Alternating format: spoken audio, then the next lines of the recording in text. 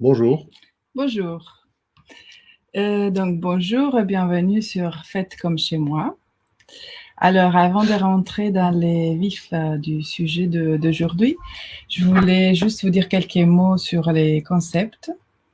Donc Faites comme chez moi, ça fait quelques années que j'ai envie de réaliser ces projets. L'idée c'est en fait c'est qu'un auteur une auteure puisse inviter chez lui des gens, petit public, et partager avec eux donc soit un repas, un apéro, et surtout ses écrits.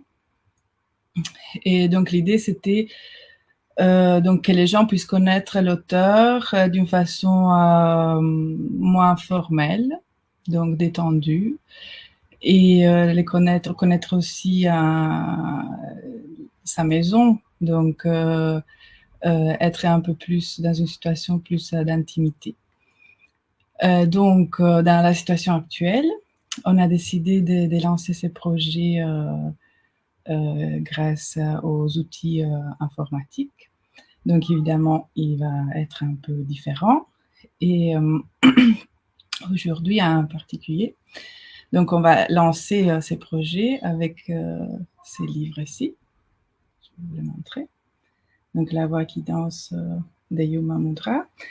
Et c'est particulier parce qu'on a invité aussi d'autres personnes, donc Monica Roncon et Pascal Goubert, qui ont aidé à la réalisation, enfin, ils ont beaucoup travaillé à la réalisation du livre. Et, et voilà. Et donc, j'invite aussi David Giannoni, qui est à côté de moi, qui est le directeur des éditions Maelstrom, et mon mari, entre autres. Et, oui, c'est parce que je suis son mari que j'ai la chance d'être directeur, vu qu'elle est présidente de l'association. Et donc, donc, je dois payer de ma propre chair d'être là. Et voilà, très volontiers. L'humour de David, il est très connu dans le monde entier. Dans le monde entier. Et donc, je lui passe la parole pour animer cette rencontre. Merci, David. Merci. Alors, on va proposer à nos invités qui sont là, voilà, on les voit, de pouvoir nous dire bonjour en parlant. Donc, voilà. On a Yuma de New Moon Orval, qui est une ville d'une planète à précipiter. Bonjour. Oui, je suis sur la nouvelle lune. Aujourd'hui, c'est le jour de la nouvelle lune, hein, 22 mai.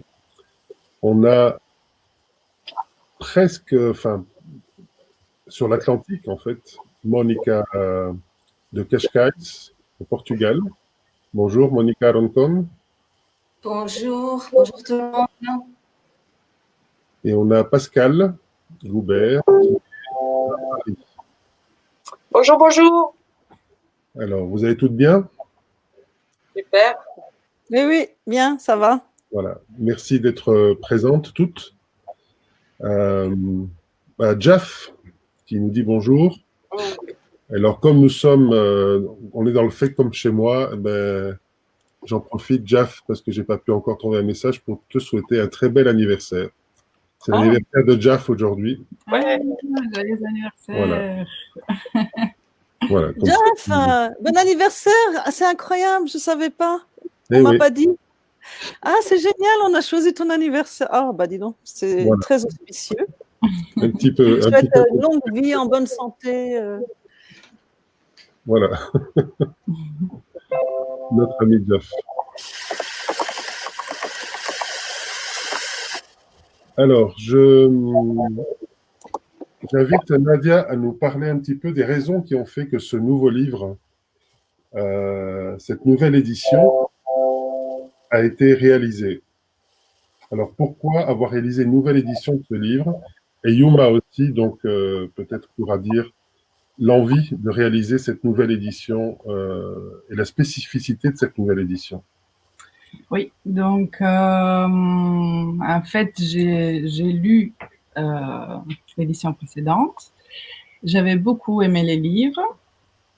Évidemment, nous avons connu Yuma Eraji aussi entre-temps. Et voilà, je pense que discutant avec Yuma, elle nous avait dit que il était presque épuisé. Et là, en discutant ensemble, je pense que l'envie est venue de deux côtés, ou je sais plus exactement, mais en tout cas, Maelstrom était intéressé à ces livres. Et on s'est demandé, comment les rendre aussi un peu plus actuels. C'est comme ça que David a eu l'idée d'un entretien, d'une interview qui puisse en fait raconter un peu l'histoire des Yuma et de la voix qui danse ces derniers 8 ans. Et aussi de l'augmenter avec traces et des photos. Et là, les résultats.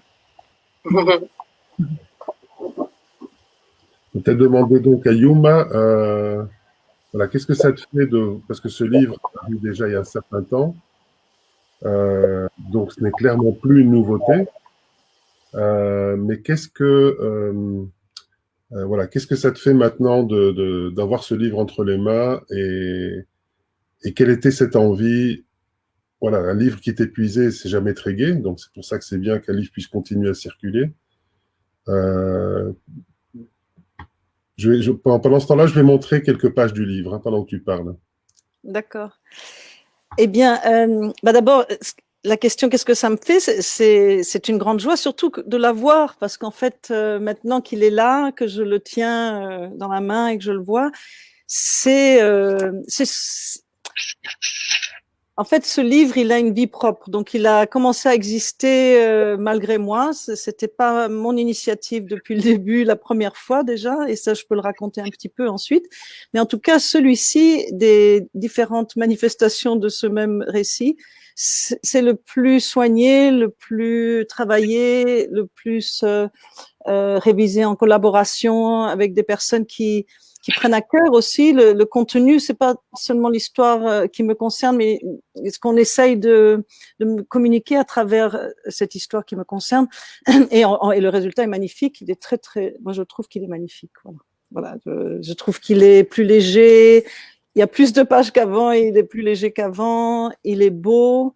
Il a des couleurs magnifiques. Il est agréable à toucher, très doux. Et puis, le fait que ce ne soit pas brillant aussi. Donc cette couverture mate, c'est très joli pour l'image, parce que quand on la met à la lumière, ça ne fait pas un reflet. Enfin voilà, je l'aime beaucoup. J'adore aussi la préface de Monica, qui est très touchante, bien sûr. Hein. C'est pas seulement parce que Monica me dit des choses sympathiques, c'est aussi parce que c'est très bien écrit et c'est très touchant.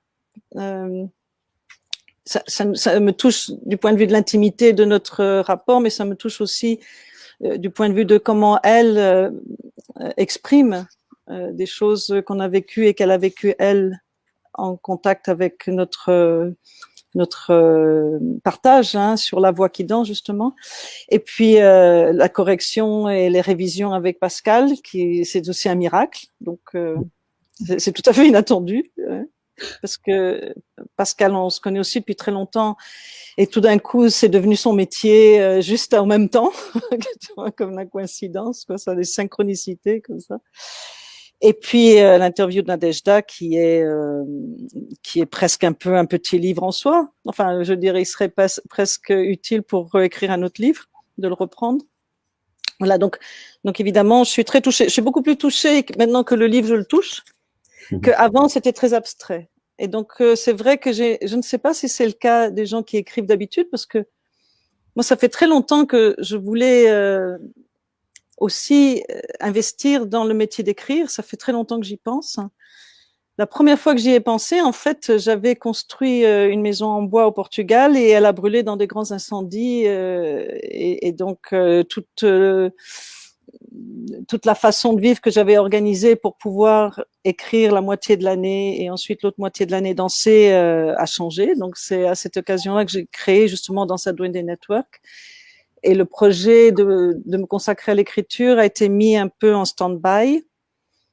Et c'est par la suite de ça, justement, que la première version de ce livre m'a été commandée. Donc, c'est une longue histoire. Mais je ne sais pas si les autres personnes qui écrivent ont ce genre de rapport, en tout cas avec leur récit. Là, dans ce cas-ci, j'ai raconté une histoire qui essaye de relater des choses qui me sont arrivées dans le passé. Mais le livre est toujours loin de moi. Je ne sais pas comment dire. C'est comme s'il était lui-même. Il a sa vie propre, il prend ses décisions. Tout d'un coup, il est devenu italien, alors que j'avais rien fait pour qu'il aille en Italie. Tout d'un coup, il est réédité, j'ai rien fait pour qu'il soit réédité. Et donc, c'est une relation étrange. Et de temps en temps, je le relis parce que je me demande, est-ce que vraiment c'est possible que mes amis lisent ce truc? Et ça va. Donc, quand je le relis, je me dis oui, ça va. C'est bien. Enfin, je pense que, indépendamment du fait qu'on me connaît ou me connaît pas, le récit traverse des époques vraiment entre le XXe siècle et le XXIe siècle, traverse différentes couches sociales, donc des épisodes qui se passent dans différents pays, à différentes époques. Et je pense que c'est très intéressant de voir une femme qui fait de la danse. C'est quand même un métier qui est pas évident non plus. En plus, toujours de façon indépendante. Comment est-ce qu'elle circule dans un monde qui est en train de se transformer? Et puis une autre chose que je voudrais juste dire en même temps, c'est que ce récit se passe justement à l'époque. J'ai pris beaucoup de temps à me rendre compte de ça. À une époque où Internet devient de plus en plus important. Et en fait, mon travail a été fort influencé par Internet et l'apparition d'Internet, malgré moi, sans que je le fasse exprès. Et donc, petit à petit, ce réseau, en fait, il a commencé à exister justement, je crois, parce que Internet est devenu de plus en plus présent. Et je crois qu'on sent bien justement que le livre commence dans une époque où Internet n'est pas présent, n'existe pas, et où tous les moyens technologiques sont très différents, et va vers un monde qui est celui d'aujourd'hui, quoi. On se retrouve à en parler sur Internet, quoi. Merci Yuma. Alors maintenant, il y a l'embarras du choix, par qui commencer. Alors peut-être au niveau de la genèse, je passerai d'abord la parole, si elle ne m'en veut pas, à Monica, à Pascal, juste pour qu'elle nous parle un petit peu des étapes, brièvement, de comment s'est passé le travail de relecture et correction d'un livre qui a déjà existé, en fait, avec Yuma. Comment tu as travaillé? Alors, c'était une situation assez drôle parce que le livre, je le connaissais évidemment et je connais Yuma. Donc, c'est vrai que quand il y a eu ce projet de réédition, j'ai eu très, très envie d'être dedans parce que je venais effectivement d'être formée comme correctrice. Et donc, les étapes, ça a été de le lire, de le relire, de le relire parce qu'en fait, c'est sans fin. Et il y avait un peu aussi le fait de remettre le livre dans le contexte actuel, puisqu'évidemment, c'est 8 ans après que cette réédition se fait. Donc, les perspectives sont un peu changées. En même temps, il fallait garder la fraîcheur de l'écriture et la fidélité à l'écriture du moment de l'écriture même et du moment de la première édition. Et puis, il y avait quand même un regard actualisé. Donc, ça a un petit peu induit, en dehors des corrections grammaire, orthographe, qui ça sont vraiment la base, mais même dans le fait, il y avait un autre regard porté sur certains événements, sur certaines personnes, où tout d'un coup, il fallait soit clarifier, soit enlever, soit rajouter des notes, des petites choses comme ça pour éclaircir la lecture d'aujourd'hui sur le texte d'il y a quelques années. Merci. Et puis, nous avons demandé à Monica. Bonjour Maëlle. Nous avons demandé à Monica une préface. Enfin, Yuma a demandé une préface à Monica. Et donc, il s'agissait de présenter un peu qui est Yuma et qu'est-ce que c'est que ce livre. Donc, voilà l'exercice qu'on peut te proposer, Monica. Qui est Yuma et qu'est-ce que c'est que ce livre? Oh là là. On ne sait jamais qui elle est, Yuma. Parce que Yuma a cette capacité de faire miroir. C'est comme un prisma avec plusieurs côtés. Et donc, quand tu regardes Yuma, dans le sens pas littéral, bien sûr, tu peux soit avoir un vertige, soit voir des choses très intéressantes comme Alice qui entre dans le miroir. Donc, quand Yuma m'a demandé de faire le préface, bien sûr, j'étais assez intimidée et j'ai pendant longtemps, j'ai pas touché au clavier, pas au stylo, au clavier dans ces temps-ci. Et ce n'est que quand j'ai écouté la musique de Esta Stone, Turn of Light, qui était toujours, qui apparaissait toujours sur YouTube à chaque fois que j'allais sur YouTube, elle était là, comme si elle m'attendait. Et le moment où j'ai commencé à écouter cette musique, c'est comme quelque chose qui déclenche, qui s'ouvre, comme un barrage, comment on dit, une étanche qui s'ouvre, il y a de l'eau qui sort. Et là, je commence à écrire d'un point de vue très émotionnel, bien sûr. Et comme c'était en voyage, et chaque fois que j'y allais, c'était avec un nouveau coup, une nouvelle couche encore, parce que ce sont des rencontres qui ont plusieurs couches. On peut pas, bon, je ne peux pas, moi, décrire d'une façon linéaire qu'est-ce que c'est une rencontre avec un autre être humain particulier, avec Yuma, parce qu'il y a plusieurs couches, il y a plusieurs réalités qui se surposent et c'est ça qui fait la danse. Et si on n'arrive pas à danser là-dessus, il faut peut-être aller ailleurs, faire quelque chose d'autre, mais c'est un défi parce que c'est vraiment, on se met dans une situation où il faut naviguer, si on veut, avec tout ce que la navigation entraîne. Et de quoi parle ce livre alors? Donc, ce livre parle de quelqu'un qui est venu sur Terre faire un voyage avec beaucoup de défis. Avec beaucoup de défis depuis l'enfance précoce, tout genre de défis qu'il faut lire le livre pour savoir, mais qui est quelqu'un qui dès un jeune âge a senti qu'il y avait quelque chose de plus profond et plus lumineux à son intérieur que cette personne n'arrivait pas encore à donner un nom. Et tout le long de sa vie, c'est de comprendre qu'est-ce que c'est cette chose de plus grand qui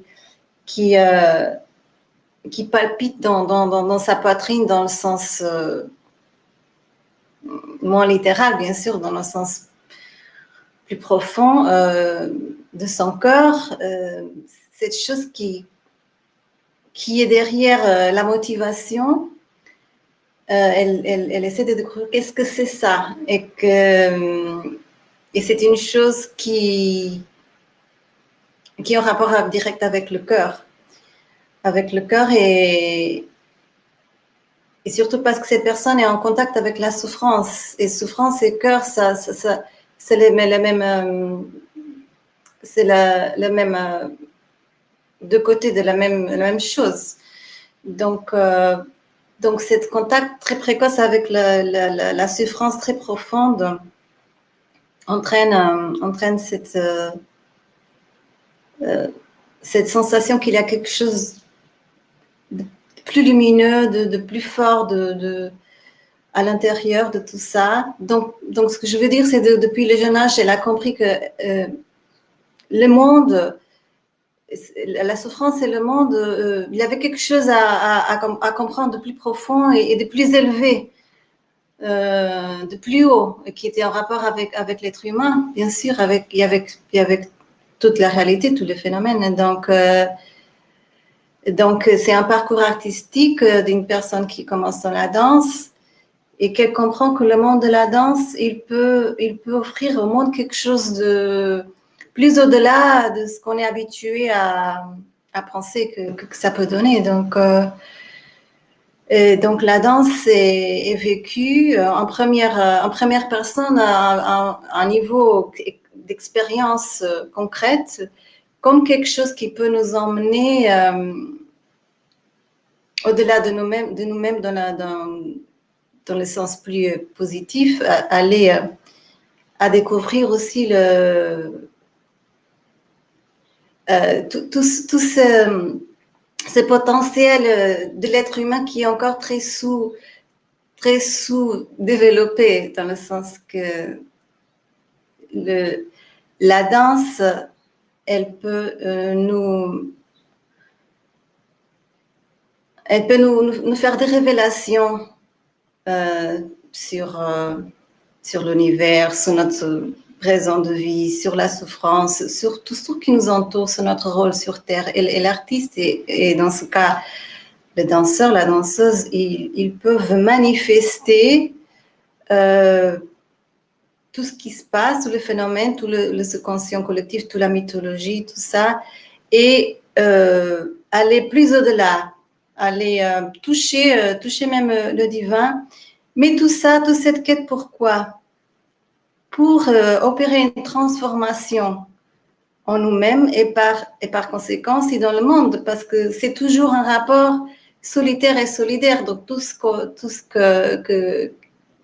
fait, tout ce que cette personne elle a mis en place comme laboratoire, que sa vie a été un laboratoire et un laboratoire qu'elle met au service des autres, c'est justement pour voir jusqu'à quel point l'artiste peut faire offrande de toute cette expérience, de tous ces vécus et de toutes ces souffrances, offrande pour le bien des êtres, pour le bien de tout le monde. Et il faut lire le livre pour comprendre à un niveau pratique ce que je dis.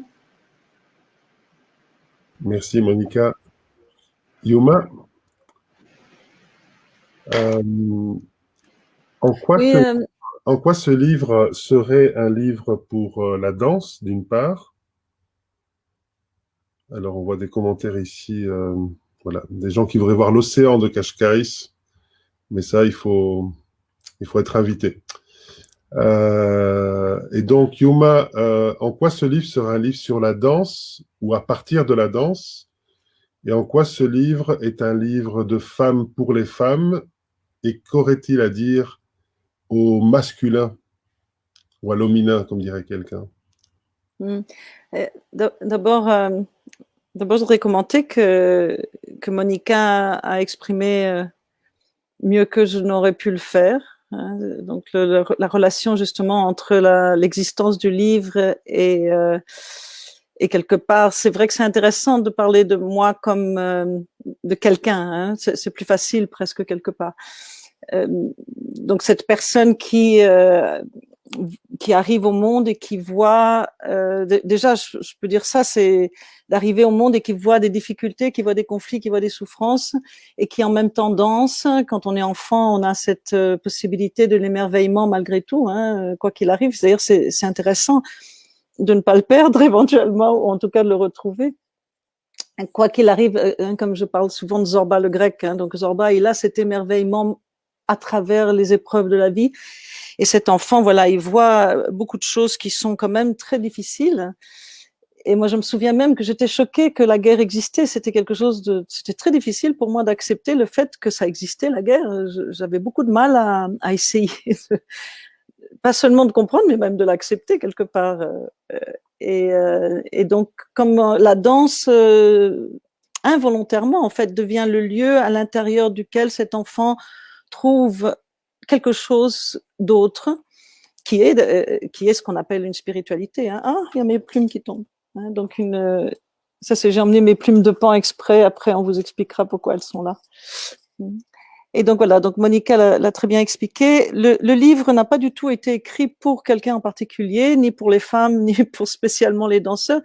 Et il n'avait pas le titre au début non plus. Le titre est arrivé après. Le titre est devenu très important parce que j'ai dû le défendre au départ. Mon éditeur n'était pas tout à fait d'accord. J'ai dû un petit peu faire des pieds et des mains dans tous les sens pour lui faire comprendre que c'était ce titre-là qui était tombé, mais le titre est rentré à l'intérieur de moi. Le livre était déjà en phase de correction et il était déjà décidé qu'il serait édité. Et il ne s'adresse pas aux femmes, en fait, ni aux hommes, il s'adresse à tout le monde. Moi, j'ai essayé, en tout cas, d'écrire quelque chose qui, d'abord, serait sincère, ensuite serait assez précis, mais que par la suite, j'ai dû complètement le retravailler et le refiltrer. Donc ça commence. Le texte a été d'abord écrit en 1997, donc 97. Donc j'ai dû tout retravailler parce que je me suis rendu compte à ce moment-là, d'abord que c'est très difficile de raconter sa vie parce qu'on raconte celle des autres en fait, et on ne sait pas où ça s'arrête la mienne ou comment celle des autres. Et la mémoire qu'on a est très relative parce qu'on se souvient dur comme fer de quelque chose et en fait, ce dont on se souvient n'est pas la même chose que ce dont se souvient quelqu'un d'autre. Et donc ça, c'est très intéressant aussi parce que là, ça permet de prendre complètement contact avec la façon dont on perçoit le monde qui nous est propre et qui est impossible que quelqu'un d'autre perçoive la même chose. Donc c'est très intéressant de ce côté-là et aussi du fait qu'on ne peut pas prendre son histoire et sa vie et en faire un produit. C'est impossible en fait parce que il y a trop d'interdépendance. L'interdépendance avec la météorologie, le pays, la société, les gens qu'on connaît. Et donc tout ça, je l'ai vécu de l'intérieur en fait. Donc je n'ai pas pensé, je suis en train d'écrire pour quelqu'un.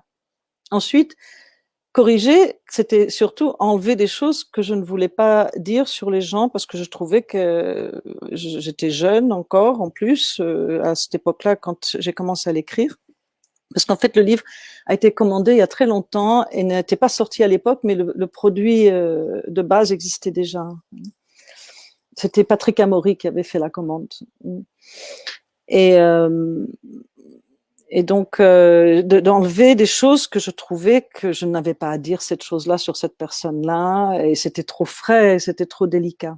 Et en plus, je n'avais pas envie non plus d'utiliser des révélations sur des personnes célèbres pour faire la promotion du livre. Je n'avais pas envie d'accumuler ce genre d'énergie-là en moi. J'avais envie de sentir que mon livre avait quelque chose qui était bien en fait pour les personnes qui allaient le lire, mais en même temps qu'il soit quand même sincère et authentique. Mais effectivement, c'est vrai que les femmes ont tendance à être plus touchées par ce livre. Et c'est vrai aussi que plusieurs hommes ont eu tendance à être intéressés par le fait que je raconte plusieurs amours, plusieurs histoires amoureuses et que je ne les filtre pas trop. Et moi-même, ça m'a choqué que les hommes réagissent comme ça parce qu'en fait, en général, quand un homme écrit un livre et qu'on sait qu'il a eu des copines ou des femmes ou des maîtresses, on trouve ça normal. Et quand moi je raconte des histoires qui sont des histoires d'amour en fait, qui me tiennent à cœur et qui m'ont tenu à cœur en tout cas, les hommes sont choqués par le fait qu'une femme puisse parler librement de ces choses. Et donc moi ça m'a étonnée. Donc c'est vrai qu'en général les retours par rapport au livre sont plus de la part des femmes. Voilà. Donc je ne sais pas. Hein, je pense que toi David, tu pourrais me dire qu'est-ce que ça peut apporter de façon différente à des hommes qu'à des femmes? Eh bien, je pense qu'il y a aussi d'autres personnes dans ceux qui nous suivent. Je pense à Jaf, qu'on a vu apparaître au début, qui disait combien, et c'est le même cas pour moi, combien ce livre fait travailler mais notre féminin, notre partie féminine en tant qu'homme, parce que ce n'est pas habituel. Oui, on voit beaucoup de récits ou de romans fictionnalisés, d'autobiographies de femmes, souvent réalisées en interview ou autres. Ici, il s'agit voilà, d'une mise en abîme un peu différente, comme exprimait Monica, d'un vrai voyage. Et ça, on y est moins habitué de la part d'un auteur femme, d'une auteure femme. Et c'est ça qui est important, c'est que l'hominin ou le masculin entendent cette voix de femme, entendent cette voix de personne d'abord, Et c'est le sens de toute altérité, de toute façon, parce que toute personne qui écrit ou qui parle est une véritable altérité, donc c'est cela que l'on doit d'abord entendre, qu'on doit d'abord écouter. Et je voulais demander, voilà, il y a, parce que tu commences d'ailleurs par là, dans ce récit, il y a cet épisode de cette fameuse publicité des années 80, j'enlève le haut, j'enlève le bas, hein, c'est comme ça qu'on la connaissait. Et donc, quand on s'est connus, moi je me rappelais de cette publicité, hein, j'étais jeune à Nice. Moi je pensais que c'est une publicité politique à l'époque, je crois que je te l'ai dit, parce que c'était juste à l'époque je pense que c'était juste après Mitterrand, hein, donc à Nice, il faut imaginer, qui est une ville archi de droite, qui n'a jamais digéré que Mitterrand soit élu. Tout le monde paranoïsait un peu et pensait que c'était une publicité du genre politique. C'est ce que j'avais entendu en fait à l'époque, c'est ce que je croyais. Qu'est-ce que tu retiens de cette expérience de publicité et ce qui est arrivé après, en fait, tout de suite après? Parce que tu l'as fait de longs jours là, dans la publicité. Oui. C'est possible que le rapport entre Mitterrand et cette affiche, en fait, soit l'intuition du fait que c'est le même genre de gens qui ont créé ça. C'est-à-dire que Mitterrand, les gens qui ont fait les publicités pour lui, c'est tous des copains, tous ces gens-là, et qui ont fait cette publicité dans laquelle j'ai posé, c'est les mêmes groupes. Hein, ils se connaissent entre eux, ils bavardent entre eux, et à l'époque, c'était un peu c'était une époque où les gens aimaient bien être libres et être un peu justement libertins dans la liberté à la parisienne comme ça. Voilà, donc c'est peut-être ça qu'ils ont ressenti, parce que c'est vrai que quelque part l'affiche, hein, les trois affiches pour lesquelles j'ai posé et l'affiche Mitterrand, elles ont des points en commun du point de vue de la structure, la force tranquille. Moi aussi j'étais là avec ma force tranquille. Voilà. Moi, j'ai un rapport avec cette affiche très étrange parce qu'en fait, j'ai fait le métier de mannequinat que pour des raisons matérielles. Je ne l'ai fait que pendant 2 ans. Je n'étais pas très intéressée par ce métier. Je n'étais pas non plus très attirée par le monde dans lequel j'ai navigué à cette époque-là. Mais c'est vrai que c'est un monde dans lequel je voyais très souvent justement Polanski, des gens qui étaient célèbres. Hein. J'ai rencontré beaucoup de gens célèbres à cette occasion, mais c'est vrai que j'avais 19 ans et j'étais pas très attirée par ce que je sentais dans ce monde-là. Pas par rapport aux individus, parce que toujours les individus, il y a toujours des connexions avec les individus qui sont précieuses et importantes, mais le monde, l'ambiance qui était là ne me correspondait pas tellement. Et donc j'ai fait ce métier pour l'argent, et puis cette affiche, en fait, c'était un métier, un boulot comme un autre.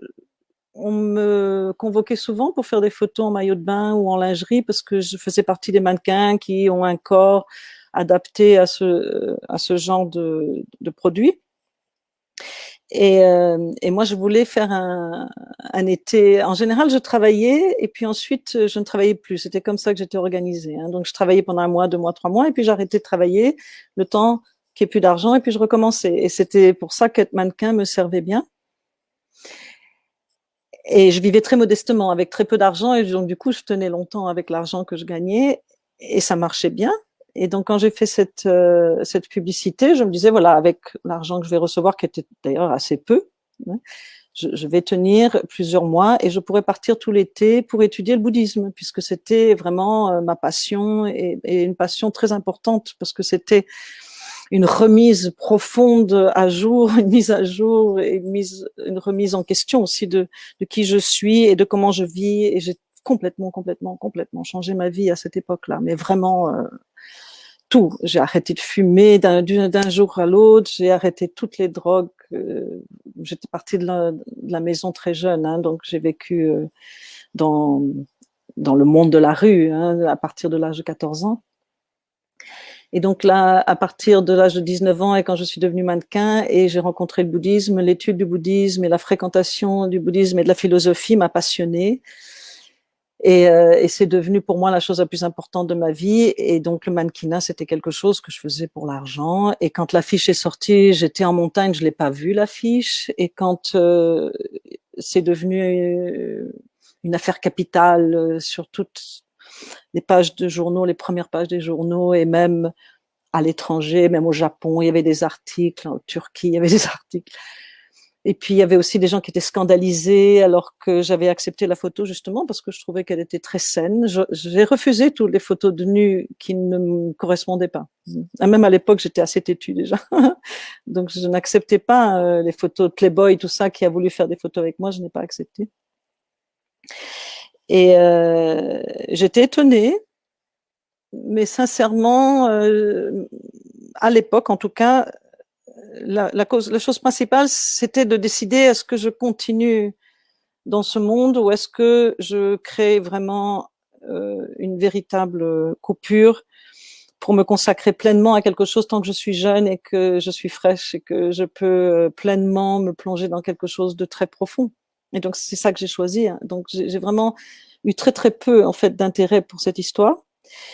Ensuite, pendant que j'étais en retraite dans la forêt, il y a eu beaucoup d'articles de presse, beaucoup de choses qui se sont passées. Et je n'étais pas au courant. Ils en ont profité puisque je n'ai jamais fait de procès à qui que ce soit pour les mensonges qu'ils ont racontés à mon sujet.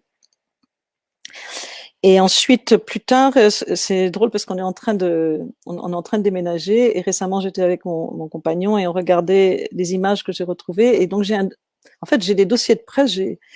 J'ai une valise comme ça, plein de dossiers de presse, mais ce sont des dossiers de presse sur la danse qui ont été faits au Portugal, parce que les dossiers de presse sur cette affiche sont tous brûlés avec ma fameuse maison qui a brûlé en bois. C'est une maison que j'avais construite en bois et elle a brûlé comme si c'était fait exprès, un sacrifice, quoi. Et donc je n'ai plus en fait les articles de cette époque sur cette affiche. Et du coup, j'ai pris conscience, c'était hier ou avant-hier, j'ai pris conscience qu'en fait, j'ai des dossiers de presse portugais sur la danse et sur mon travail sur la danse, sur mon travail philosophique sur la danse, sur le rapport entre le bouddhisme et la pratique et la danse. J'ai plein d'articles au Portugal. Et en France, quand j'arrive en France et dans les pays francophones, c'est tout le temps la vie, j'ai la vie. Et ça n'intéresse absolument pas à ce que j'ai pu faire à travers la danse et tout. Donc voilà, donc mon rapport maintenant, il est très lointain.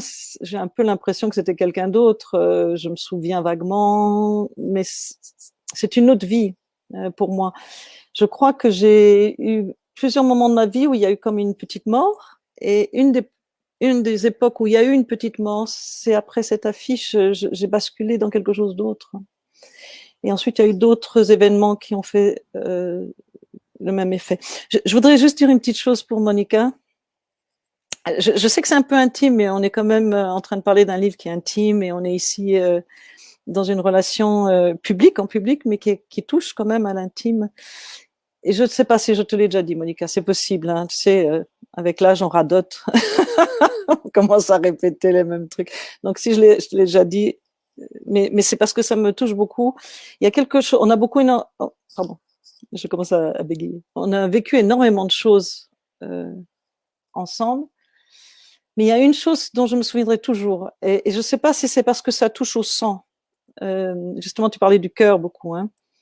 C'est que, d'ailleurs, j'ai des frissons, voilà, quand j'en parle, j'ai des frissons, donc c'est signe que quand j'ai dû être trépanée pour la première fois, et c'était quand même quelque chose qui faisait peur, hein, et puis c'était quelque chose aussi qui était dans une époque où j'avais aussi beaucoup d'autres épreuves en même temps que l'épreuve d'avoir un problème dans mon cerveau. Le docteur, qui était un homme extraordinaire, hein, Lob Antunes, il s'appelle, comme l'auteur, Lob Antunes, c'est le frère de l'auteur. João Lob Antunes, il s'appelait, il est décédé. Il me dit, écoutez, comme c'est une opération dangereuse, vous allez faire une prise de sang, et avec cette prise de sang, on va garder votre sang. Et là, tu vois, là, je vois que quand je parle de ça, ça me touche encore. Voilà, tu vois. Alors que la fiche, ça me touche vraiment pas. Mais là, ça me touche. J'ai pris l'habitude de sentir mon corps ce qu'il dit quand on bavarde. Et donc, avec le sang qu'on va vous retirer, donc une bonne poche de sang, en fait, c'est pour éventuellement me faire une transfusion moi-même. Bon, je suppose que c'est habituel, mais moi, je ne savais pas que ça existait. Et je trouvais ça très intelligent. Je dis, on me prend du sang pour me le rendre. C'est pas bête. Parce que mon sang est meilleur que celui des autres. Pour moi, c'est bien. Mais en même temps, c'était impressionnant. Et c'est Monica qui m'a emmenée à l'hôpital. et qui était auprès de moi. Elle était beaucoup là à cette époque-là. Tu étais très présente, Monica, à cette époque-là. Et je me souviens toujours beaucoup de Monica comme d'une sœur de sang avec cette histoire de sang. Voilà. Je ne sais pas si je te l'ai déjà dit, mais voilà. Je l'ai jamais dit. Voilà. On va devenir comme de réalité TV, c'est super. Il faudrait juste qu'on gagne à la fin un grand truc, tu sais, qu'ils vont voter pour nous et tout. Bon, bref, pardon. Attends, il est muet. Il est muet, David. Ah, mais je vous l'avais dit que parfois ça m'arrivait. Donc, qui va-t-on garder de nous tous? Alors, votez 1 pour Nadejda Peretti, David Giannoni, 2 pour Monica, 3 pour Pascal Goubert et 4 pour Yuma Moudra. Et vous pouvez voter 6 si vous voulez garder tout le monde. Alors, et il y a quelqu'un qui gagne un livre? Non, enfin, bref. Oui, on peut tirer au sort, ouais, pourquoi pas, on peut improviser. Sympa. Bonne idée, bonne idée. Alors, si vous avez envie de recevoir un livre gratuitement, vous pouvez répondre à une question que nous allons poser dans 10 minutes. Et nous tirerons au sort, donc s'il y a plusieurs gagnants, pour ceux qui auront... voilà. Donc, réfléchissez à la question qu'on va poser entre-temps. 1, 2, 3, 4, 6, voilà. 6, Lombé nous garde tous. Merci Lisette. Et, ah ben voilà. Merci Marc. Quand tu as dit ça, David, il était 41, 14. Donc, ça doit être un signe que c'est très... Voilà. Ouais. Eh bien, donc, on peut prendre le nom des 3 personnes là, qui ont participé. Et c'était ça, en fait, le concours. Donc, Lisette, Marc et Ninon, on tirera au sort pour voir qui va gagner le livre. Voilà. On peut peut-être en profiter en vitesse pour dire que si vous voulez acheter le livre, il est déjà disponible à la boutique Maelstrom, mais aussi sur les sites. Ouais. Et d'ailleurs, sur les sites, pendant un mois, c'est ça? Jusqu'à fin juin. Jusqu'à fin juin, en fait, Maelstrom vous offre les frais de port. Donc, pas du cochon, hein, du porc. Hein. Ouais. Donc, bon, Yuma commence à faire l'humour à la David. Parce que souvent, je fais je parle des frais de port comme ça. Mais donc, oui, les frais de port vous sont offerts parce qu'on a envie qu'ils ne soient pas un frein, mais aussi pour encourager les gens à pouvoir dire et lire ce livre. Monica et Pascal, je vais vous passer la parole pour une petite question que vous avez envie de poser à Yuma et qui n'a pas été préparée. Donc, Yuma n'est pas au courant. Peut-être vous non plus d'ailleurs. Non plus. Alors, on va commencer par Monica. Une petite question de Monica à Yuma.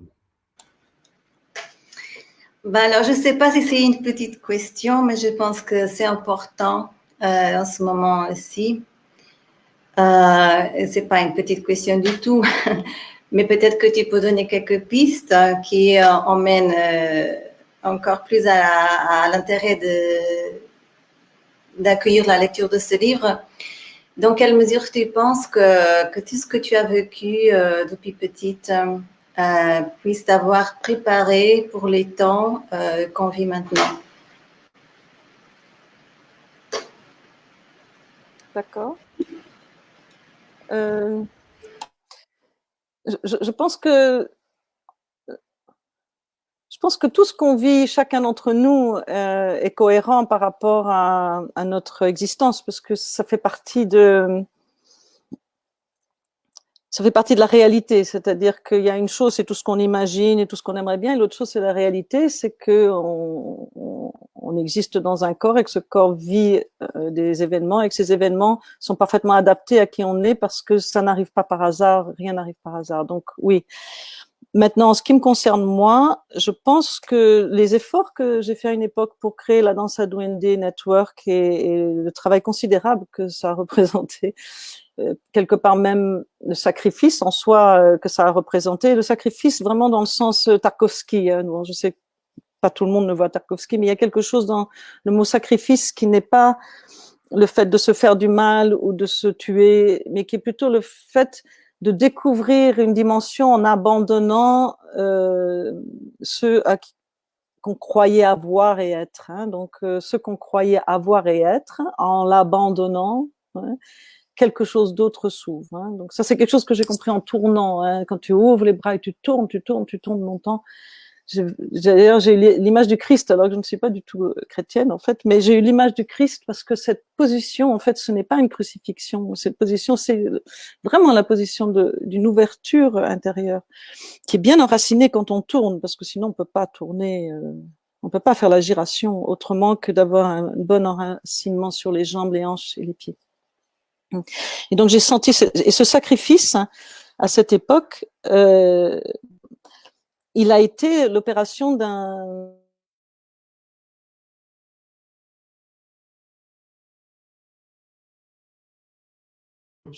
Donc, on voit que Yuma est frisé.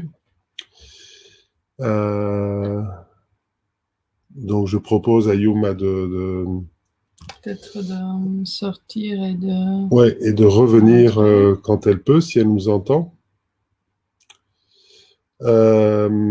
Entre-temps, Pascal, voilà. Voilà, je vois que Yuma est revenu. Voilà, c'était... Ah voilà, je suis revenue, d'accord. Voilà. Je suis partie à quel moment? Bon, bref, j'étais en train de parler, oui, donc que j'étais en train de perdre petit à petit la croyance en qui je suis, comment je suis, et au fur et à mesure, parce que bien sûr, j'ai été portée par la sensation d'avoir quelque chose qu'il fallait que je fasse absolument. C'est comme un code, c'est comme si on m'avait mis à l'intérieur un code. Peut-être je me le suis mis à moi-même dans une autre vie. Hein. Je me suis mis ce code qu'il fallait accomplir cette chose-là, un peu comme un voyage d'Hercule. Et au fur et à mesure que j'affronte les différentes difficultés, il y a quelque chose qui tombe, grâce bien sûr aussi à la pratique du Dharma, hein, puisque la pratique du Dharma m'a beaucoup aidé à traverser ces difficultés. Sinon, j'aurais pas eu la résilience. Hein. Ma résilience, elle est peut-être naturelle, mais aussi grâce à la pratique. Hein. Parce que justement, toute cette résilience s'est développée en abandonnant toutes les choses qui me faisaient du mal, hein, qui petit à petit m'aurait probablement emmené à périr très jeune. Hein. Bref, en tout cas, au fur et à mesure, et j'ai commencé à créer un entraînement, un réseau. Bien sûr, c'était que des femmes, mais voilà, j'ai pas fait exprès, c'était comme ça. Moi, j'étais plutôt quelqu'un qui avait passé la première phase de sa vie à travailler beaucoup avec les hommes, et tout d'un coup, avec ma nouvelle vocation et avec vraiment mettre la danse au cœur de tout, il y avait que des femmes. Et donc, du coup, ça m'a intéressé. C'est quoi une femme? C'est quoi le corps d'une femme? Pourquoi on parle de la femme et de l'homme? C'est quoi le patriarcat? J'ai commencé à m'intéresser sur le terrain parce que j'étais dedans. C'était pas du tout quelque chose que j'avais prévu. Parce que pour moi, ma passion, c'était vraiment la voix qui danse, hein, la voix spirituelle, grâce au corps et à la danse, et l'entraînement de l'esprit appliqué là-dedans, avec tous les aspects, hein, comme a dit Monica, les aspects de la sociale, les aspects de séduction, les aspects d'introversion, tous les aspects que la danse t'ouvre, et même les aspects scientifiques, hein, parce qu'avec la danse, tu découvres hein, l'espace et le temps, les lois de la physique, hein, et la santé, évidemment. Et ce réseau, petit à petit, solitaire, solidaire, hein, comme dit Michel Ragy et que Monica a cité,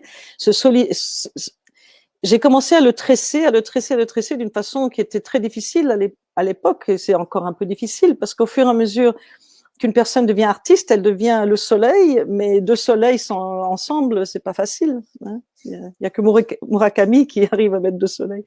Donc, deux soleils en même temps, c'est difficile. Donc, c'est comme si chaque personne est un soleil et en même temps, elle est en périphérie du soleil qui est l'autre. Et donc, j'ai commencé à vraiment travailler sur ce concept de réseau où chacun est le centre de quelque chose et en même temps la périphérie des autres. Et ça peut s'inverser. Hein, donc, entre Pascal et moi, par exemple, hein, ça pourrait s'inverser. C'est pas tellement le cas pour le moment, mais ça pourrait arriver. Et ça arrive plus souvent, par exemple, avec d'autres personnes. C'est arrivé. Il y a un moment donné où je deviens la satellite de cet autre soleil. Et ça, en tant qu'entraînement, c'était très intéressant parce que je me disais, la société va se transformer, la société doit se transformer. Mais c'était de l'intuition, c'était pas un truc. Maintenant, je vois que c'est tout à fait juste. Maintenant, on est en plein dedans. Hein. Moi, je pense même maintenant, si vous voulez entendre mon idée du jour d'aujourd'hui de la nouvelle lune, il faut créer des infrastructures. Et je pense que David est d'accord parce qu'il a déjà commencé à le faire. Hein. Il faut créer des infrastructures spatio-temporelles qui sont gratuites, mais gratuites. Tout est gratuit. C'est-à-dire qu'on fait l'inverse. Ils nous donnent pas de fric, eh ben, on n'en veut pas, personne n'en veut, et on fait en sorte qu'il y ait des gens qui viennent. Vous savez, sur Facebook, c'est gratuit. Instagram, c'est gratuit. Bien sûr, ils gagnent de l'argent avec nos données, mais à part ça, c'est quand même gratuit. Et c'est parce que c'est gratuit qu'il y a quelque chose qui a changé. Pourquoi pas reproduire ce phénomène dans des espaces spatio-temporels où justement les gens ont un espace dans lequel rien n'est vendu, il n'y a pas de pub, il n'y a pas de vente, il n'y a pas d'achat. C'est une idée que j'ai en ce moment. Hein. Parce que justement, cette idée de solitaire et de solidaire, elle doit commencer à devenir quelque chose qui crée une nouvelle réalité. Donc j'ai passé un certain temps à créer ce réseau et l'histoire du livre débouche là-dessus, hein, parce que le livre, il raconte une histoire personnelle, mais qui devient une histoire collective à partir du moment où la danse devient la danse entre toi et moi et Pascal et toutes les personnes hein, qui apparaissent dans ce récit, mais il y en a beaucoup plus de personnes. Hein. Et la conscience de l'interdépendance, hein, c'est d'être conscient c'est-à-dire, je vais être consciente de ce que je fais, de ce dont j'ai besoin, mais est-ce que je suis consciente de ce que l'autre a besoin? Et des fois, c'est très compliqué. Hein. Et là, par exemple, je vous donne un parallèle sur scène. Si vous prenez tout le protagonisme et qu'il y a d'autres personnes sur scène, ça ne va pas. Sauf si ça a été créé exprès pour ça. Mais si c'est une improvisation, ça ne va pas. Il va falloir donner de la place aux autres. Hein. Eh bien, c'est apprendre à faire ça aussi entre nous. C'est-à-dire, comment est-ce qu'à un moment donné, je peux donner de la place à cette personne qui a été mon élève et maintenant elle est magnifique, elle est très belle. Moi, j'ai déjà 300 000 ans, elle est jeune et sexy. Et tout d'un coup, je lui donne de la place, elle me donne de la place et on apprend à danser cette chose-là socialement. Et pas pour de l'argent, pas pour de l'argent. Et ça devient ça notre richesse. Hein. Donc c'est cette chose-là entre nous qui produit la richesse, mais la richesse, c'est pas forcément l'argent. Hein, d'accord ?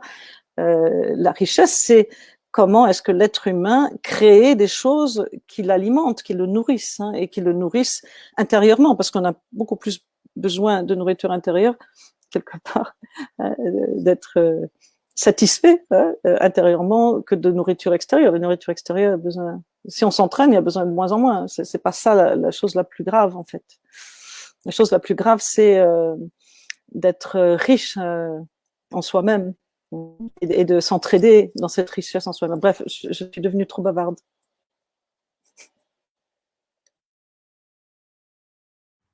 Pascal, as-tu une question à poser maintenant à Yuma?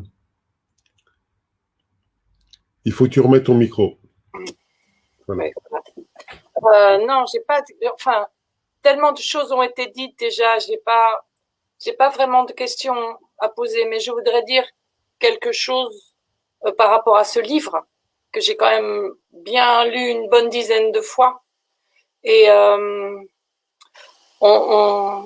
c'est à quel point, c'est comme disait Monica tout à l'heure, c'est comme Yuma a plusieurs facettes. Le livre, il a plein de facettes aussi. Donc on peut le lire comme une espèce de récit de vie. Je veux dire, on mettrait ça dans un scénario, on dit non, allez, t'as inventé, ça peut pas être arrivé autant de choses à une seule personne, c'est pas vrai. Ben si. Donc ça déjà, c'est un truc un peu hallucinant. Mais ce qui est intéressant, c'est de voir le chemin aussi que ces événements ont tressé pour que la personne alchimise ça. Donc ça donne des indices, mais et avec comme finalité, comme résultat, tout ce dont Yuma, Monica ont parlé. Mais je veux insister sur le fait que ces choses-là ne sont pas élitistes. C'est pas parce qu'on n'a pas vécu tout ça que ce chemin ne peut pas être fait. C'est à la portée de tout le monde et c'est super concret. Même s'il y a une énorme part de spiritualité, c'est grâce à la danse et au concret aussi de la danse, c'est ce chemin du sol vers le ciel, ces multidimensions-là qui s'expriment dans le corps font que c'est proche, c'est simple, c'est facile, c'est bon, c'est pas une chose qui est comme ça super loin et réservée seulement à certaines personnes exceptionnelles. On a des personnes exceptionnelles qui sont comme des guides, mais après c'est à la portée de tout le monde et pour moi c'est une chose très très importante dans le travail de Yuma, dans la transmission et dans cette vision artistique du monde, c'est que tout le monde est artiste et tout le monde peut faire de sa vie un chef-d'œuvre. Et ce livre, il montre un chemin, mais qui n'est pas forcément exemplaire. C'est une vision. Et après, chacun est responsable de construire sa propre vie et d'en faire aussi un chef-d'œuvre.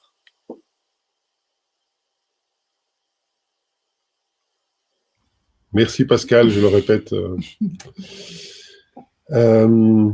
Oui, et ça renvoie à plein d'autres questions comme celle de... Parce que tu parlais de Danza Duende, de Modriam, de Danza Duende, Yuma, et donc de la partie enseignement, on va dire. Est-ce que tu peux dire un petit mot sur cette partie-là avant qu'on termine sur l'artistique et la rencontre avec Michel Ragy? D'accord. Oui. Oui, bah, Pascal, d'abord merci Pascal, c'est tout à fait juste par rapport à ce que je ressens. En tout cas, je veux dire, c'est pas juste parce que je ressens la même chose, mais disons que c'est juste dans le sens où c'est juste par rapport à ce que je ressens dans la création de ce livre. C'est que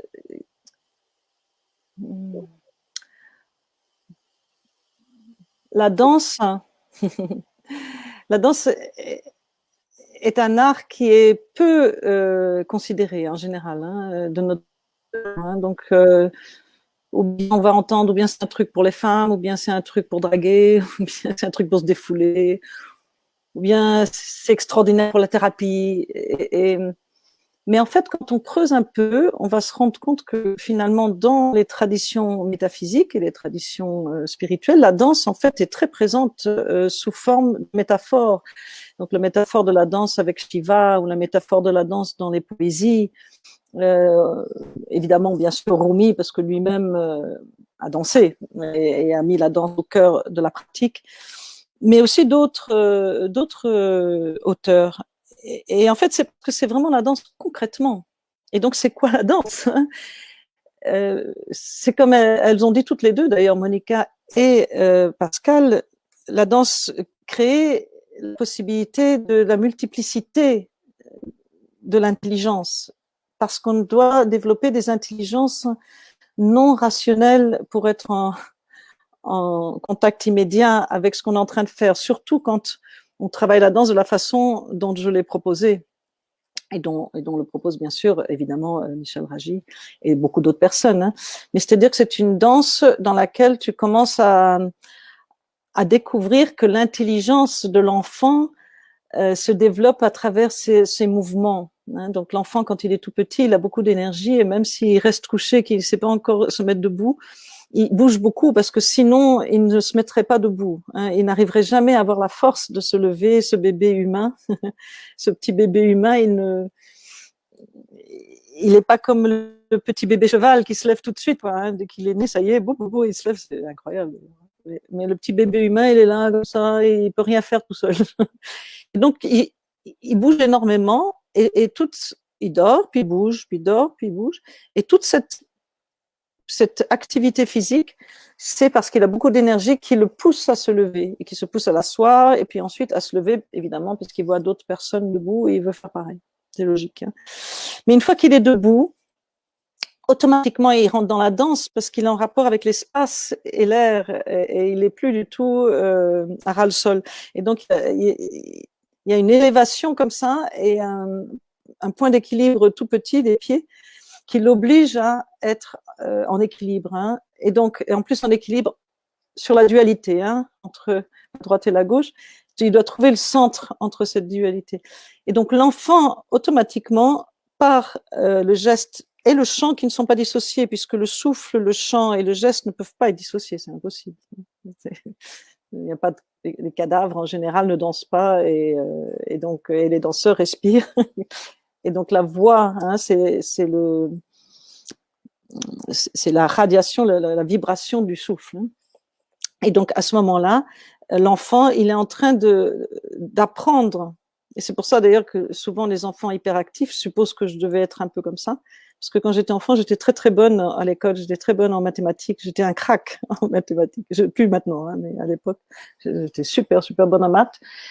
Et en fait, c'est parce que je comprenais le monde autrement que par simplement l'intellect. Et je pense que c'est la danse qui faisait ça parce que j'ai toujours beaucoup dansé. Ma mère m'a toujours encouragée à faire ça de façon libre. Donc, je dansais tout le temps, tout le temps. Donc, si ma maman allait avec moi quelque part, je prenais un coin de la place et je me mettais à danser très sérieuse, quoi. Et je pense que ça développe une capacité de comprendre le monde et de voir différentes couches de choses, comme ce dont parlait Monica, et qui, chez nous, l'être humain est très intéressante parce que ça nous permet, je crois, hein, de ne pas couper le monde en morceaux, quoi. Et de pas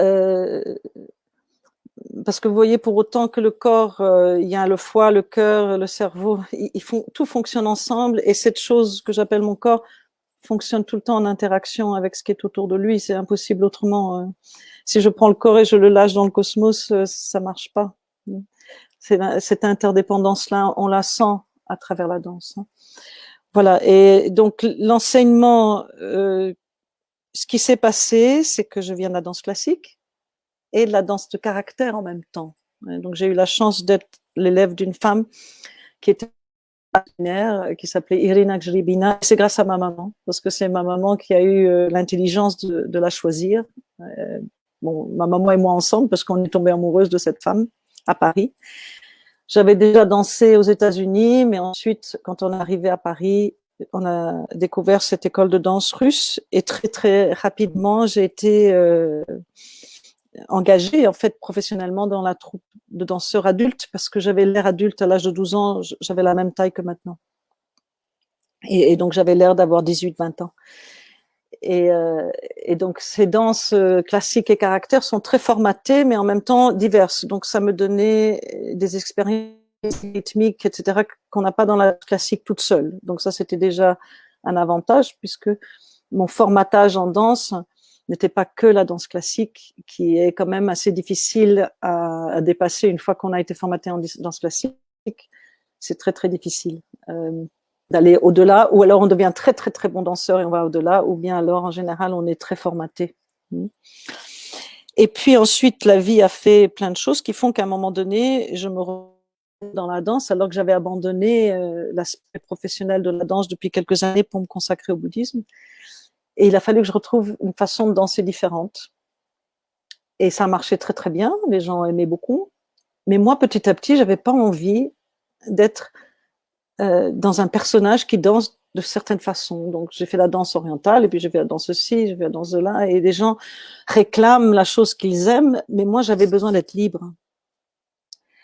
Et je me suis rendu compte que quand j'étais avec les élèves, j'étais plus heureuse que sur scène, parce que non, sur scène, j'étais heureuse, mais tout ce qu'il fallait faire pour arriver sur scène, surtout, et puis le fait aussi que pour gagner ma vie, c'était difficile sur scène, j'ai dit, mais en fait, pourquoi je travaillerai pas avec mes élèves la chose qui me passionne le plus? Parce que je m'en fous, en fait, de le faire en public, je peux le faire en privé.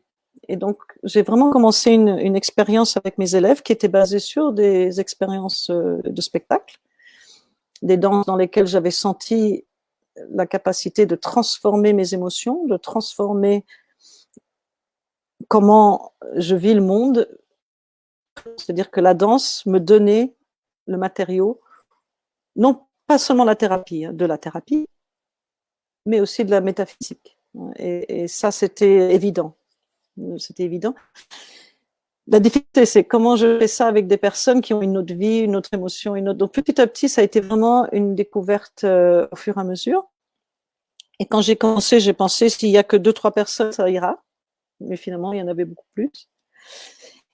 Et, euh, et c'est devenu de plus en plus structuré sur l'expérience. Donc, c'est-à-dire, c'était vraiment empirique. Je n'ai pas traficoté une méthodologie à l'avance. C'est empirique et de façon empirique, les entraînements ont été complètement mis en place de façon à ce qu'on ait des outils qui nous permettent de découvrir énormément de choses essentielles à l'être humain. Énormément de choses. Je ne vais pas faire la liste parce que c'est très long. Ça va dans tous les sens. Donc, évidemment, il faut le structurer. Mais ces choses-là, on ne les formate pas. Donc, c'est là que c'est très, très compliqué à expliquer. On ne va pas formater l'entraînement parce que le but de cet entraînement ne consiste pas à faire que quelqu'un danse de la même façon que moi je danse, parce que ça, c'est quelque chose qu'on peut faire dans toutes les écoles de danse et il y a énormément de choses magnifiques à apprendre partout. Il y a des millions de choses à apprendre partout. Par contre, ce que j'étais en train de créer n'existait pas à l'époque. Et même maintenant, il n'y en a pas beaucoup qui existent d'une façon aussi concrète et profonde. Et donc, ma rencontre avec Michel Ragy est justement dans ce contexte, puisque je rencontre quelqu'un qui fait autrement la même chose, quelque part. C'est autrement, mais on se rend compte vraiment sur la voix qui danse. Et c'est le titre du livre qui lui a suscité le désir de parler avec moi. Donc, ce titre de ce livre, c'est pour ça que j'ai dû insister tellement sur le titre du livre, je pense. C'est parce que ça a provoqué, c'est comme une clé, ça ouvre un nouvel espace, une nouvelle réalité. Tu parlais justement de la rencontre avec Michel Ragy. Et puis ce que vous faites depuis ensemble à plein de niveaux, dont le déménagement qui a lieu actuellement. Il y a aussi le fait que nous nous sommes rencontrés, nous, la bande Maelstrom avec les bandes d'Anne Sadouane et Moudriam, d'abord via toi et Michel. Et Serge Pay. Serge Pay, évidemment. Serge Pay qui était le point de jonction, vu que je me rappelle encore à Grenoble, ça faisait longtemps que nous étions en fait amis Facebook avec Ragy, mais on ne s'était jamais rencontrés. Et donc, tout d'un coup, Serge Pay me dit « Je vais t'amener Michel ». La chance que l'on a, il disait, c'est qu'il est souvent en Belgique pour l'instant, donc ça va simplifier les choses. Et donc, c'était parce que vous étiez... il y avait eu cette conjonction entre toi et Michel, et donc ça a été la première présence de Michel Ragy au festival. C'est comme ça que nous nous sommes vraiment connus. Et puis l'année d'après, ça avait été ta très belle action Un arbre de vie au festival aussi. Et puis on a eu une petite suspension d'1 an, parce que vous étiez au Portugal pendant le festival de l'Arcane de la Force, en regardant en direct le festival sur Facebook. Et puis il y a eu notre fameux midi-minuit avec ces 12 artistes plus 1, 6 femmes, 6 hommes et plus 1. Nous étions 13 pour de midi à minuit travailler dans l'instant. C'était de l'improvisation quasiment complète pour tout le monde, avec, on se rappellera de Luc Biget, qui structurait avec les 12 travaux d'Hercule chaque heure, avec la grande Chiara Moulas qui faisait une action de performance autour de chaque signe du zodiaque. Et l'année d'après, il y a eu le minuit-midi. Alors cette année, pour l'instant, on est dans les champs de la transition. Nous sommes en transition jusque, normalement, encore octobre. On espère qu'en octobre, on pourra faire... Enfin, c'est plus qu'on espère, on fera un festival de toute façon, ça c'est décidé. Et nous ne savons pas encore ce que nous pourrons faire à l'intérieur. C'est juste ça, dans les salles de spectacle, parce que personne ne le sait pour l'instant. Mais quelque chose sera fait, quitte à ce que, comme on l'évoquait il y a quelques jours avec d'autres artistes, la traversée de la nuit soit peut-être une sorte de huis clos entre artistes et quelques personnes. Si on ne nous autorise pas à avoir plus de 40 ou 50 personnes dans une salle, ce sera comme ça. Alors, il y a le tirage au sort. Parce que voilà, c'est le moment, normalement, il y a de la pub dans les émissions. Là, c'est pas de la pub, c'est un petit tirage au sort avec les 3 personnes donc, qui ont concouru pour gagner un livre. Alors, il ne pourra pas être dédicacé, malheureusement, à moins que Yuma puisse le dédicacer et me l'envoyer par la poste si elle avait le temps, mais ça, on va négocier.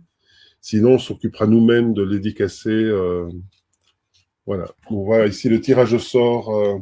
Et si j'envoie un papier que tu colles dessus? Ah, tu peux faire ça aussi. Ce serait sympa pour la Une personne. calligraphie, une calligraphie. Ah, ce serait super. Ok. Alors, qui va gagner entre les 3? Ah.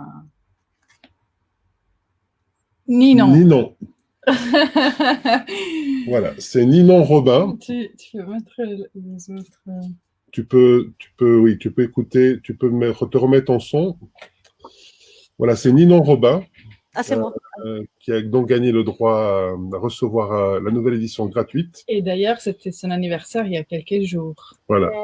Ah, non, j'ai loupé ton anniversaire. Bon anniversaire. Excusez-moi, je loupe beaucoup de choses en ce moment. Yuma va nous envoyer une petite calligraphie avec une dédicace que nous mettrons dans le livre. Et Ninon pourra venir chercher le livre cadeau dès qu'il sera prêt à la boutique Maestrom. Voilà, ça reste quasiment en famille, hein, mais voilà. C'est pas fait exprès. Ah, ben oui, voilà. Et là, on va donc justement pour passer, juste avant de passer, parce qu'on a parlé de Michel Ragy, le lien avec la poésie et le festival, on le fera aussi avec le poème de Trumba que tu lis dans une vidéo que nous allons montrer pour terminer ce moment. Ciao Victoria, on va s'approcher. Il y a une question qui nous vient. Ah, ben, donc Ninon n'avait plus ce livre. Non plus. Donc, on va recevoir.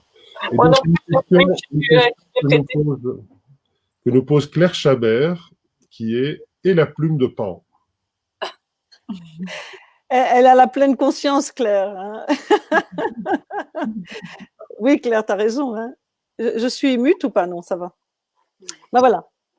En fait, ce qui s'est passé, c'est que quand Nadejda et David m'ont parlé de... Bonjour Victoria, hola. Quand ils m'ont parlé de recevoir à la maison, je me suis dit, mais en fait, tout ce qui pourrait servir à recevoir quelqu'un est dans des cartons, c'est déjà emballé. Petit à petit, c'est vraiment une maison vide ici. Et donc, j'ai regardé autour de moi en me disant, mais qu'est-ce qui pourrait servir comme objet de réception? Et donc, j'ai trouvé devant mes yeux ces plumes de Pan. Et voilà. Et donc, ces plumes de Pan, c'est intéressant parce qu'en fait, la plume de Pan symbolise la transformation justement des émotions. Hein, parce qu'on dit dans la tradition indienne et bouddhiste que le pan, on dit ça, hein, que le pan peut manger des choses empoisonnées et ne pas s'empoisonner, justement les transformer. Mais c'est aussi un animal, le pan, que Saravasti chevauche pour voler dans le ciel.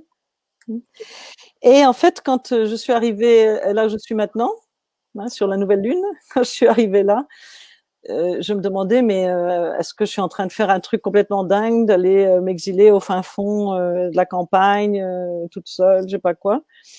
Est-ce que c'est fou ce que je fais? Et j'ai un peu prié à l'intérieur de moi que je reçoive un signe pour me dire est-ce que c'est bien ce que tu fais là ou pas? Est-ce que c'est une bonne idée?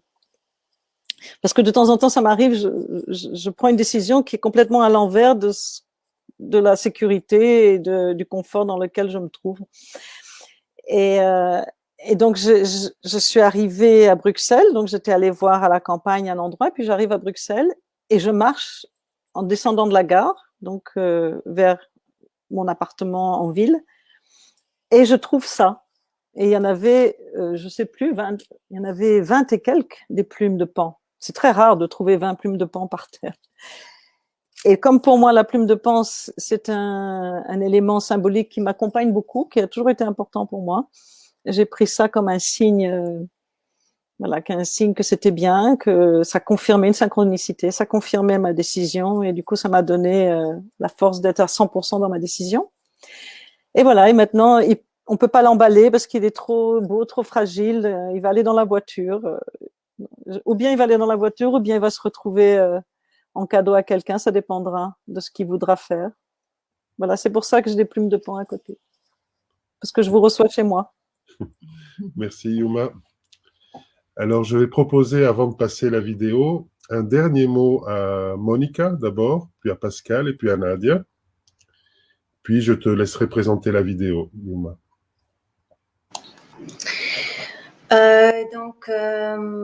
En faisant un peu un rapport avec, tout ce qu'on a dit et ce que Pascal aussi elle a dit, je voudrais insister sur l'importance de l'interdépendance de tous les phénomènes et justement de ce qu'on apprend dans la voix qui danse. La conscience très concrète, parce que c'est ça où je voulais encore insister, c'est l'aspect concret de l'entraînement. Ici, maintenant, on parle, il y a des mots, mais quand on va sur la salle, sur le laboratoire, c'est vraiment, les outils sont très concrets. C'est une certaine forme de respiration, etc. Une certaine forme d'approcher le corps et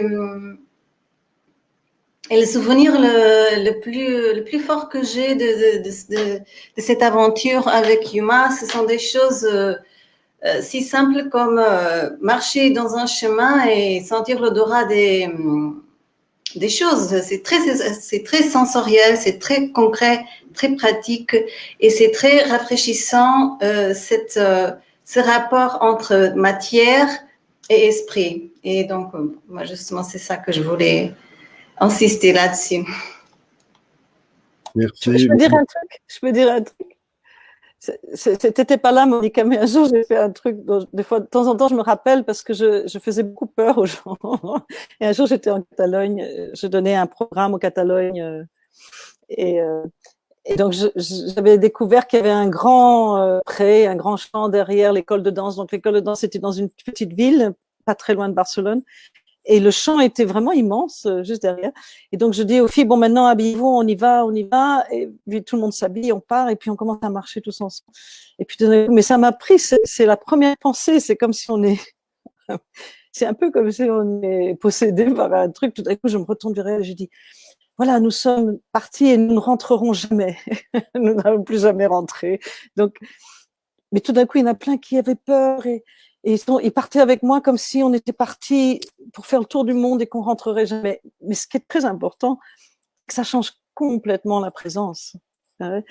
Évidemment qu'on est rentré finalement, mais on a cru qu'on était parti pour toujours et qu'on rentrerait pas. Et ça, c'est vraiment une façon de travailler avec le corps grâce à l'esprit. Voilà, donc c'était pour illustrer. Merci. Pascal, un petit mot de conclusion pour ton intervention. Moi, une des choses aussi que j'ai appris à fréquenter aussi avec tous ces enseignements et tous ces chemins, c'est la gratitude.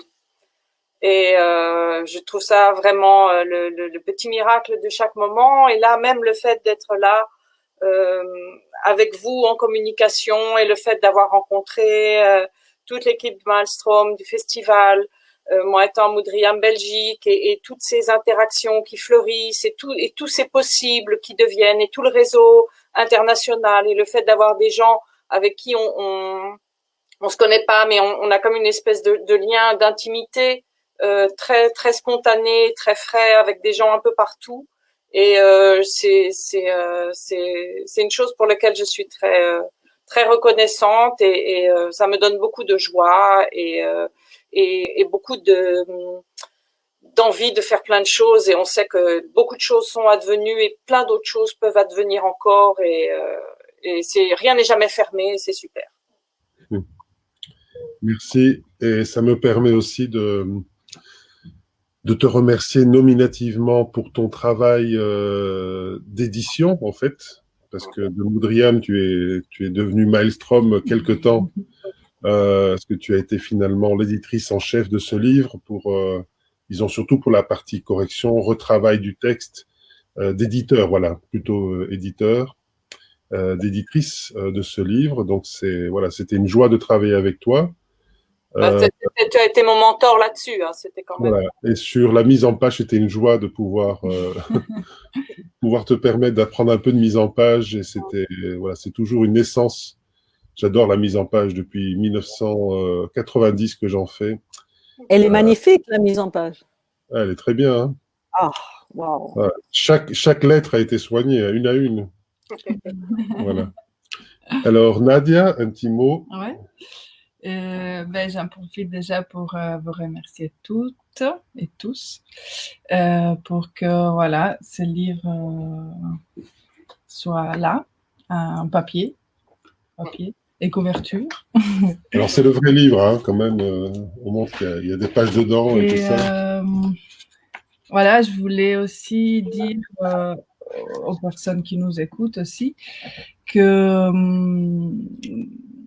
en fait, moi, j'ai lu ces livres avant, disons, de connaître la philosophie de la voix qui danse en pratique. Et déjà, je l'ai trouvé magnifique. En fait, j'étais très touchée. Et voilà, cela m'a aussi appelée pour en savoir plus. Et donc voilà, ce que je voulais dire, c'est que il ne faut pas forcément, comme disait Pascal aussi, il ne faut pas forcément être danseur pour apprécier ces livres. Il ne faut pas forcément vouloir pratiquer. Je pense que les livres en soi, voilà, c'est une magnifique histoire, c'est une magnifique aventure qui nous ouvre aussi sur plein d'aspects différents de la vie. Et donc, je vous invite vraiment à les découvrir. Et par contre, si la philosophie vous intéresse, je vous invite donc chaque jeudi soir à 18h sur Danza Duende International, la page. Il y en a encore un jeudi, le prochain, parce qu'ensuite il y aura une pause. Donc, il y a encore jeudi prochain. Ouais. Donc voilà, le jeudi prochain, si vous êtes curieux de découvrir les outils et la philosophie plus spécifiquement, voilà, donc vous avez l'occasion de poser des questions à Yuma sur ces sujets-là. Et donc, la page, je vais écrire la page. Hein, je vais essayer. Hein, je la mettrai ensuite en commentaire, Yuma. C'est plus simple. Je le mettrai ensuite en taguant Danza Duende. Et donc, c'était un plaisir pour moi de pouvoir faire cette interview avec Yuma. Et ça m'a permis aussi de mettre des mots sur des choses sur des émotions, sur des sensations, sur des choses que j'avais ressenties, mais que je savais pas exactement comment expliquer. Et donc, merci beaucoup. Et je vous invite vraiment à découvrir ce livre.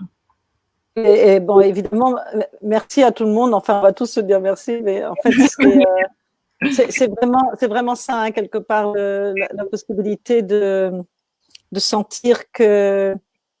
C'est ça que je voulais dire tout à l'heure quand je disais ce qui donne la richesse, c'est le fait que les êtres humains créent ensemble la vie, quoi. Hein, je crois que c'est vraiment important qu'on se réoriente là-dessus.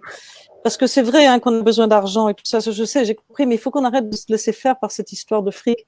Parce que de toute façon, avec ou sans fric, on va y arriver. Hein. Vous voyez ce que je veux dire? On va y arriver de toute façon.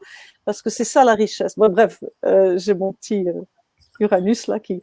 Mais pas Uranus. Voilà, donc je vous suis très reconnaissante et je me suis reconnaissante à moi-même et j'espère vraiment que ce qu'on fait ensemble crée vraiment un mandala d'une énergie de guérison et de bonté, et du thé qui est bon et du bon thé. quelque chose qui nous fait du bien à tous et qu'on continue comme ça, comme elle disait Pascal. C'est jamais fermé, les choses elles arrêtent et elles reviennent comme le souffle, hein, c'est-à-dire comme c'est plus vers l'intérieur, plus vers l'extérieur, plus vers l'intérieur, plus vers l'extérieur. Et là, on a vraiment, grâce à cette conversation tous ensemble, eu l'occasion. Je regrette de plus vous voir tous, j'aurais bien aimé vous voir. Bon, merci. Voilà. On a vraiment l'occasion de voir comment on est tous ensemble dans une aventure, comme on a tous été ensemble aussi dans l'aventure de s'occuper des enfants pendant le festival ou de travailler dans l'ombre de quelque chose que quelqu'un d'autre va faire. Et ça, c'est magnifique. Et je voudrais vraiment nous inviter à faire confiance à notre force intérieure, à notre joie et de pas se laisser avoir par quoi que ce soit d'ailleurs. Voilà. Voilà, comme disait Dylan Thomas, don't go gentle into that good night, rage against the dying of the light.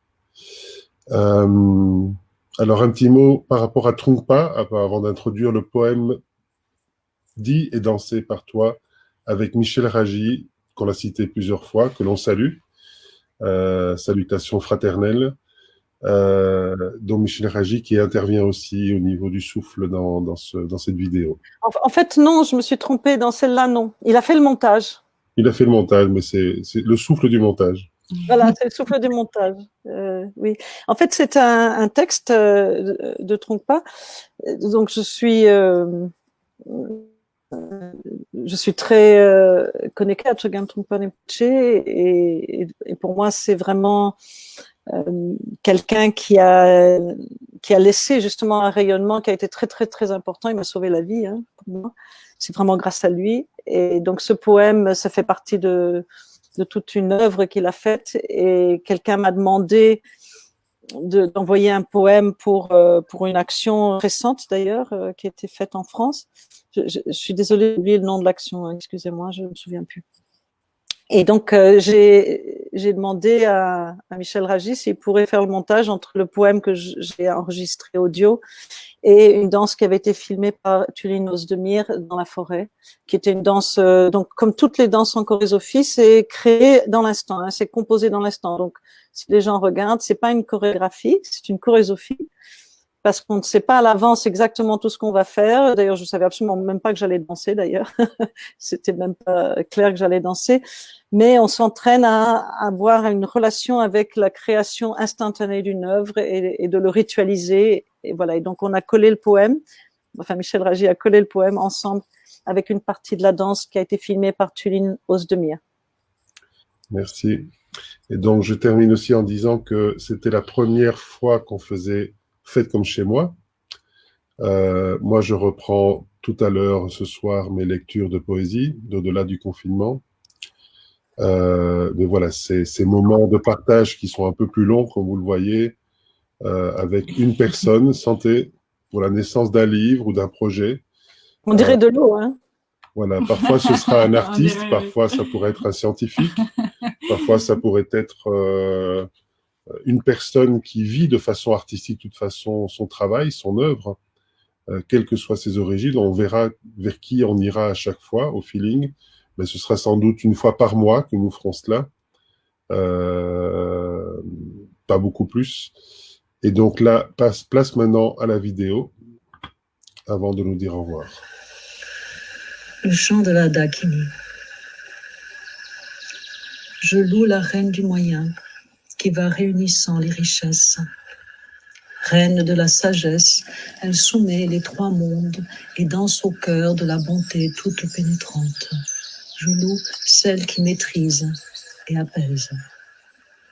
Toi, qui apportes la paix, qui révèle la lumière de la tranquillité, dont le sourire radieux est derrière toute chose en ce monde, qui amasse les bienfaits de l'océan de la vie, dans le cœur de la joie, toi, je te loue.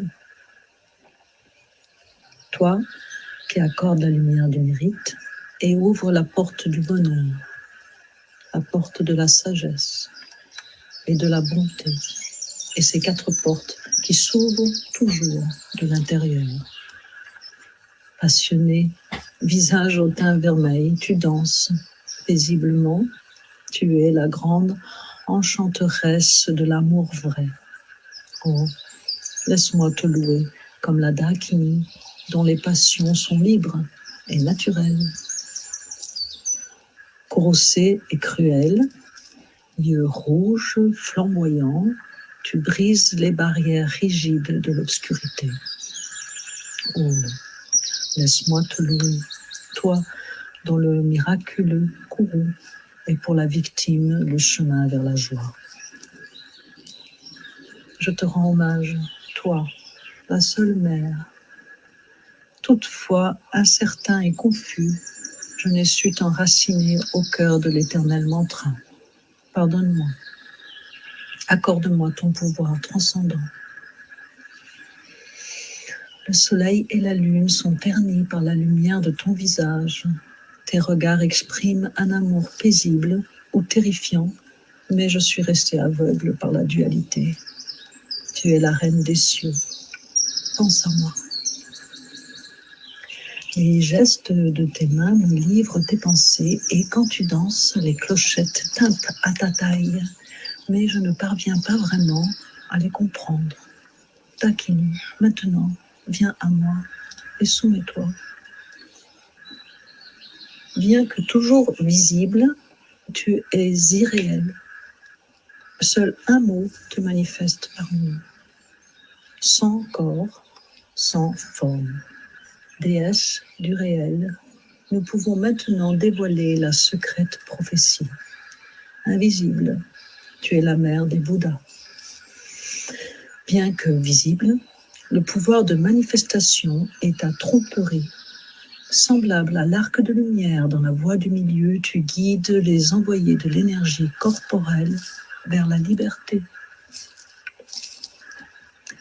Les démons cruels et les dieux paisibles, et les êtres ternes qui se bousculent dans le monde intermédiaire, créent le cortège des impulsions. Ordonne l'assaut et commence l'attaque. Garde la voie claire pour ces jeunes novices, humaines ou déesses, démons ou vampires. Danse avec ravissement. Pour chacun d'entre nous, dissipe l'obscurité de cet âge. Parmi les Bouddhas, tu es une Vajra Yogini. Dans le monde du karma, tu es la grande prêtresse. Sur terre, tu portes des centaines de milliers de noms et sans forme, tu résumes l'univers. Puisque tu es notre mère ou notre fille, conduis-nous là où nous réaliserons la vérité. Dans l'océan de mon esprit, les mots surgissent comme des vagues, en souvenir de la grande reine. Puisse l'océan porter ceux qui naviguent au-delà des grandes plaines liquides. Poème de Chogyam Trungpa le Kusulu, écrit en automne 1965, traduit de l'anglais par Patrick Mandala et lu par Yoma Mudra.